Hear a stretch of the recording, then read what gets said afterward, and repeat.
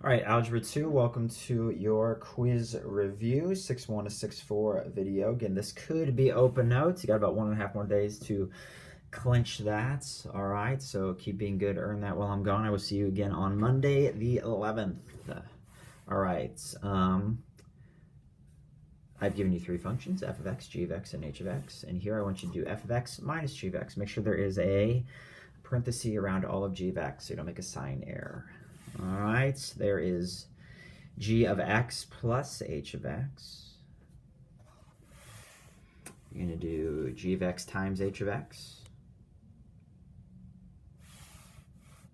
And you're going to do h of x divided by g of x. All right, here you're going to do 3 times g of x minus 4 times h of x. Just put parentheses, distribution. All right, be careful there. Moving on to the next page, I do provide a lot of answers here. Given f of x, that is x squared plus 6. FYI, g of x is that, and h of x is this. Find f of g of negative 2. Well, g of negative 2, you plug negative 2 in for x in that g equation, g of x. You're going to get negative 17, then you take that 17, plug it in for x in the f of x equation, and boom, there you go. 11, you find f of 1, you figure out what that is. That's 7, then you plug that in for x in g of x, and get 46. Just using the f equation there, plug 2 in for x and f of x, you get 10, and then plug 10 into that same equation. 10 squared plus 6 is 106. Just using the g equation there, g of 1 is 4, then you find what g of 4 is, it's 25. H of negative 1 here on 16 is negative 4, plug negative 4 into g's equation. There you go.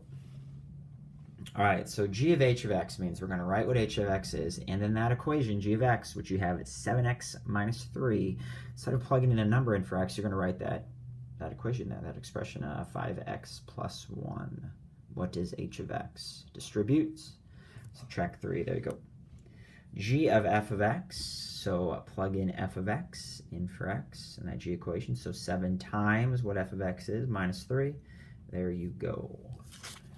All right, next page, the inverses. Again, we haven't talked about these yet in class. If you're doing this on Thursday and Friday, the week before I'm back, probably not going to make a whole bunch of sense. So here are the answers. You write f of x as y, then you interchange x and y.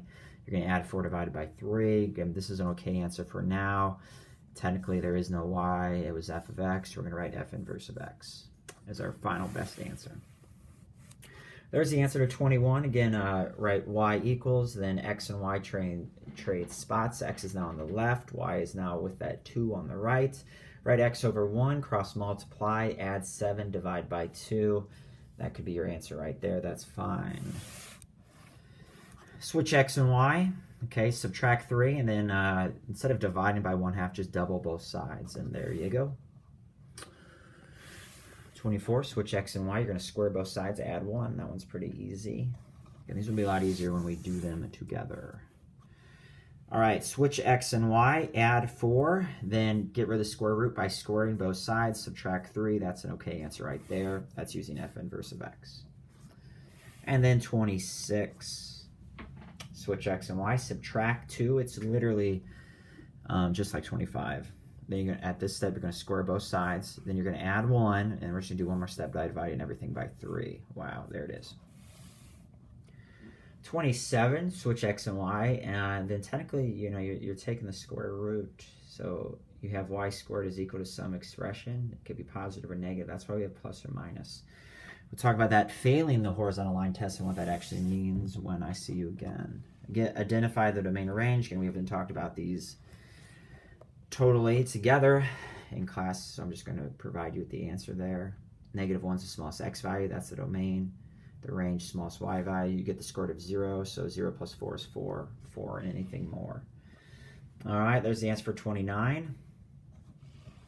30, you just got to be careful because 7 is not the smallest x can be, but the largest. Okay, it's got to be 7 and less. And then there's the answer for 31. We'll see what the back has. I did provide you all the answers. Back's pretty easy. A little imaginary 2, that means you divide the exponents by 2, take the square root of 49. There's the answers for 33 and 34. you're taking the cubed root on number 34 of 8. Again, if there's no number on the outside, that's the square root. I just like to put the 2 out there to show you I'm dividing the exponents by 2. 4th root of 16 is 2. Divide the exponents by 4. 3rd root of 125 is 5. Divide the exponents by 3. And finishing up here, divide the exponents by 5. Divide the exponents by 4. Take the 4th root of 81. Divide the exponents by 6. All right, folks, that is your quiz review video. Again, I'm rooting for you. Let's have this be open note. See you guys on Monday. Yak Math Videos signing out.